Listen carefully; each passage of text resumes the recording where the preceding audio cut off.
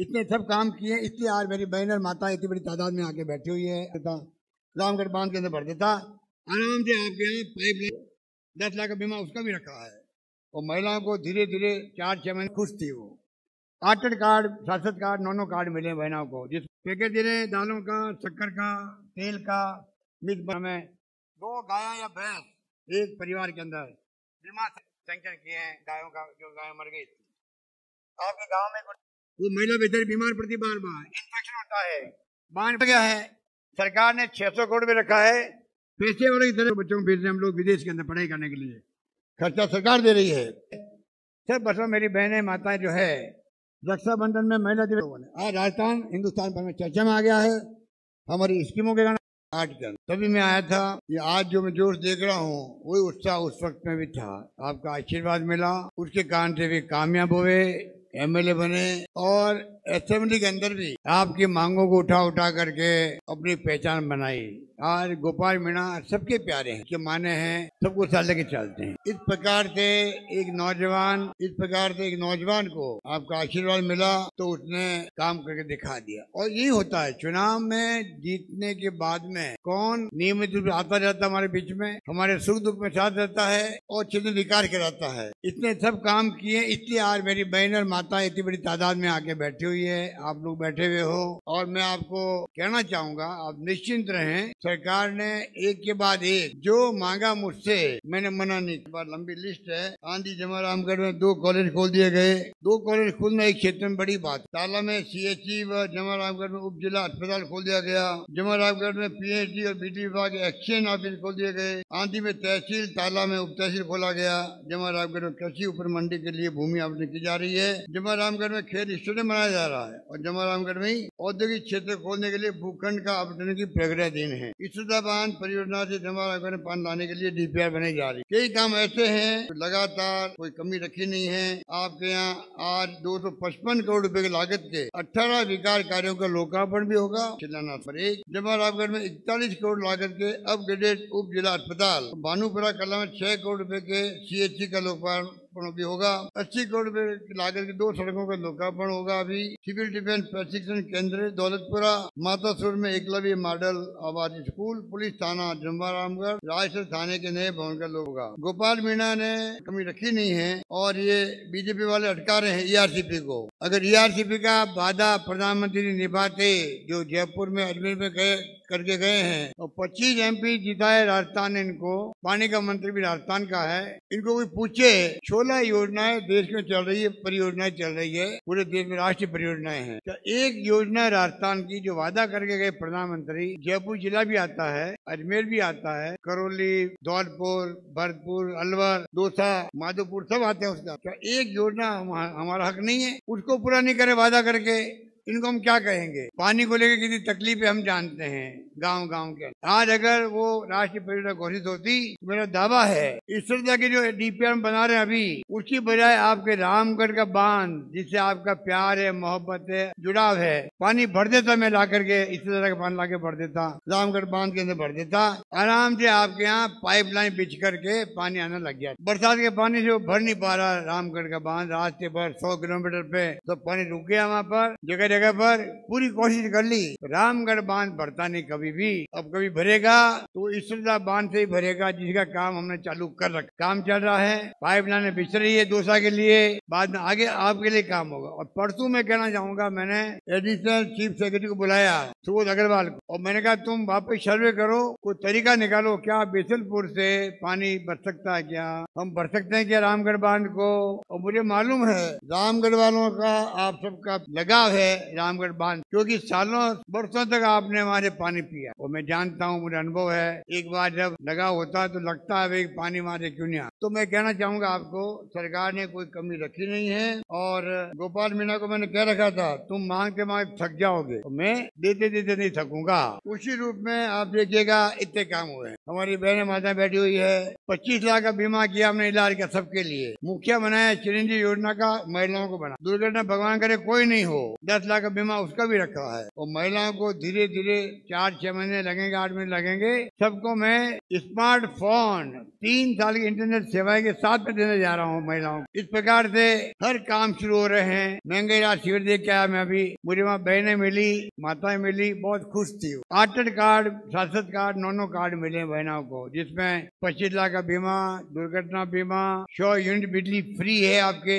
Bill अब आप बैठे हैं, अधिकांश लोगों के बिल जीरो आएगा, बिजली का बिल जीरो आएगा। खेत है, कुआं खेत का 2000 यूनिट फ्री है। शहरों में रोजगार के लिए अलग स्कीम बन गई, 125 दिन। गाँव में नरेगा 100 दिन की बजाय 125 दिन कर दिया। पैकेट दे रहे हैं दालों का, शक्कर का, तेल का, मिर्च मसाले का, वो भी जल्दी मिलने लगेगा। गायों के लिए मैंने लंपी रोग में गाय मर गई थी, हिंदुस्तान में किसी ने नहीं किया है। राजस्थान में पशुपालक ने कोई कल्पना ही नहीं की थी, मांग भी नहीं करी थी। तब भी गौ माता की बात तो कहते बीजेपी वाले वोट लेने के लिए। असली गौ भक्त हम लोग हैं। असली गौ माता की सेवा कौन कर, हम लोग कर रहे हैं। हमने पहले बनाया विभाग गाँव के लिए, 9 महीने दे रहे हैं हम लोग, अनुदान दे रहे हैं, गौशालाओं को दे रहे हैं, नंदीशालाओं को दे रहे हैं 9-12 महीने का। आगे गायों का बीमा कर दिया है, 40,000 का बीमा किया है कामधेनु योजना में। 2 गायें या भैंस एक परिवार के अंदर, बीमा सरकार भरेगी, पैसा 40,000 मिलेगा एक गाय का, भैंस का आपको। नंबर 1। नंबर 3, लंपी रोग इतना भयानक आया था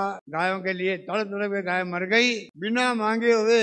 मैंने बजट के अंदर एक गाय का 40,000 रुपए मैंने सैंक्शन किए हैं गायों का, जो गाय मर गई। आपके गांव में कुछ लोगों को मिला होगा, अभी मैंने 40,000 गायों के लिए डीबीटी की 250 करोड़ रुपए मैंने बांटे अभी 4-5 दिन पहले। जिनकी गाय मर गई थी लंपी में, उन सब के यहाँ पे बैंक खाते में चले गए 40,000 चले गए। इस प्रकार से हमने कोई कमी रखी नहीं है काम करने में। महिलाओं के लिए उड़ान योजना अलग लागू की है, नैपकिन की।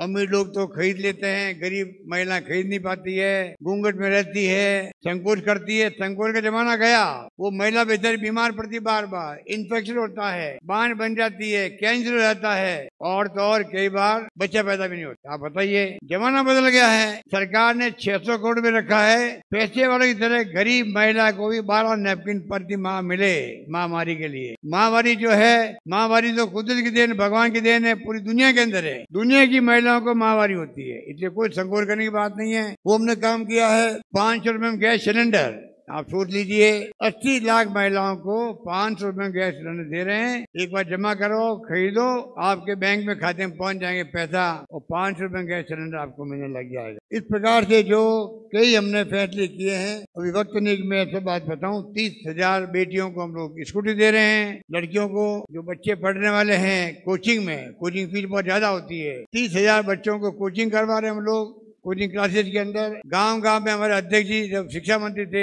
दुतारसा जी, इन्होंने इंग्लिश स्कूल खोल दी। आज बच्चे गांव में, मुझे खुशी है, आप सबको मैं धन्यवाद देना चाहता हूं, गांव वालों ने इंग्लिश को स्वीकार किया है बच्चों के लिए, पोतों के लिए, बेटों के लिए। 3 लाख बच्चे पढ़ रहे हैं गाँव के अंदर, आज इंग्लिश पढ़ रहे हैं। इंग्लिश के मैं भी खिलाफ था बचपन के अंदर, क्या काम आएगी मेरे, इसलिए मेरी अच्छी इंग्लिश हुई नहीं कभी, मैं अच्छी इंग्लिश नहीं बोल सकता। ये बच्चे जो है 10 साल के बाद में ऐसी इंग्लिश बोलेंगे, आप हम देखते रह जाएंगे कि बॉम्बे, दिल्ली, लंदन, अमेरिका जाएंगे, पता नहीं क्या क्या बन के आएंगे वहां से।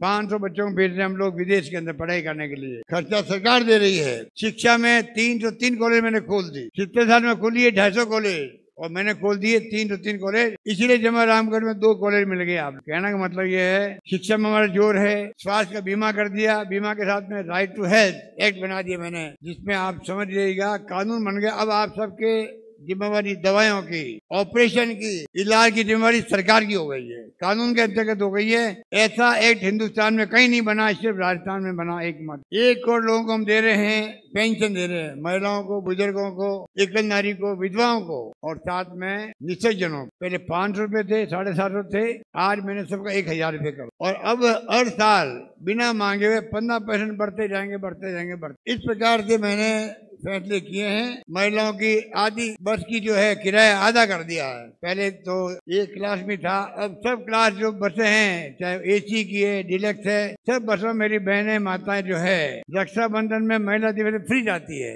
पर वैसे जाएंगी तब भी उनको आधे पैसे में किराया नहीं देना पड़ेगा, आधे पैसे में जाना रोड वाले अलाउ करेंगे। और जो पढ़े लिखने लड़की जाती है कूपन दे रहे हैं हम लोग, फ्री आना जाना कर रहे बच्चों के लिए स्कूल जाने के लिए। इस प्रकार महिलाओं के लिए कोई कमी रखी नहीं है। आज 3 महिला मेरे साथ में मंत्रिमंडल में है, 3 महिलाएं भी है। तो मैं कहना चाहूंगा कि गोपाल मीणा ने बहुत आप सबको बुलाया है, हम आने में देरी हो गई तो हमें कहा गया आंधी अंदर आ गया वहाँ पर और टेंट गिर गया है, कोई झूठी खबर दी। तो हमने वहाँ 1 घंटा इंतजार किया बैठे बैठे, कोई काम ही नहीं था हमारा। अब आए मालूम पड़ा कि नहीं, आप जो गर्मी में देखिए बहने, अभी जो उम्र आ गई है, उम्र में तकलीफ आ रही है बहने, मुझे दुख हो रहा है, बिना मतलब हम 1 घंटा लेट आए, बिना कारण से आए, गलतफहमी पैदा हो गई। तो मैं कहना चाहूंगा आप निश्चिंत रहो, आप आगे भी जो है, जो सरकार आपके आशीर्वाद होगा तो बनेगी। माई बाप जनता ही होती है, हम कितने अच्छा काम कर लें, जनता आशीर्वाद देगी तो ही सरकार बनेगी। माई बाप जनता है और ये वोटों का अधिकार, लोकतंत्र,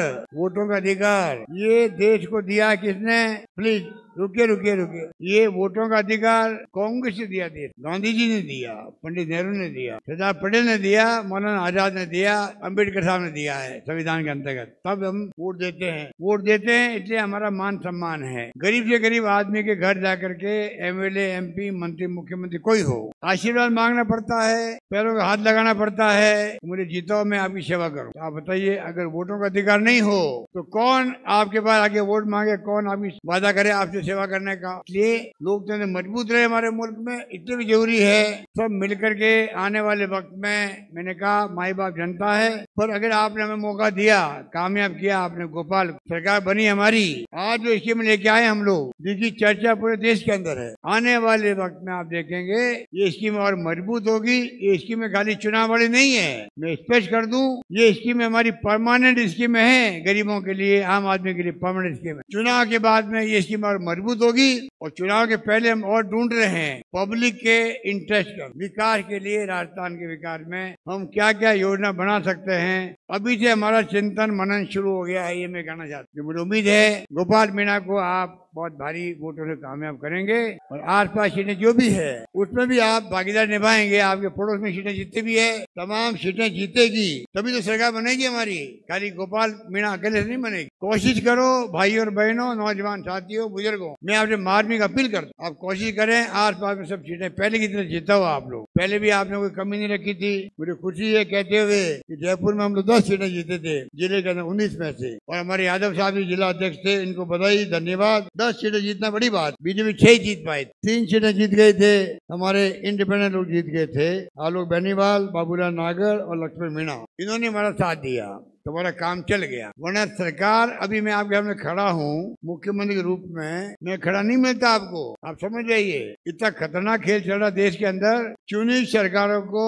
गिराने का। मध्य प्रदेश में, कर्नाटक में, महाराष्ट्र सरकारें गिर गई आप सबके आशीर्वाद से, और गोपाल मीणा की तरह के लोग मेरे साथ खड़े रहे, इंडिपेंडेंट थे मेरे साथी, लक्ष्मण मीणा, बाबूलाल नागर, आलोक बेनीवाल, ऐसे 11 लोग थे, ये सब खड़े रहे, इसलिए मेरी सरकार बन गई। मैं आज आपके सामने इतनी स्कीम लेके आया हूँ, काम कर रहा हूँ, महिलाओं के लिए, मजदूरों के लिए, छात्रों के लिए, युवाओं के लिए, किसानों के लिए। किसानों का अलग बजट मैंने पेश किया, तो आप सोच सकते हो कि कोई कमी रखी नहीं हम लोगों ने। आज राजस्थान हिंदुस्तान भर में चर्चा में आ गया है, हमारी स्कीमों के कारण आ गया है। उम्मीद करता हूँ कि चुनाव के बाद में और मजबूती के साथ में आपकी सेवा करेंगे।